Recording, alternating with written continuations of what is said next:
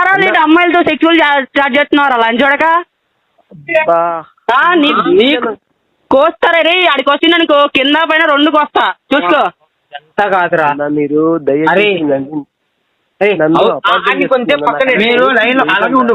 అరే కట్ చేసావా కొత్త పగిలిద్ది, నీకు కట్ చేస్తే కొత్త పగిలిద్ది ఫోన్, ఆగు. ఇదంతా అన్న నాకు అలాంటి నేచర్ లేదన్నా, అంటే మీరు వినట్లేదు.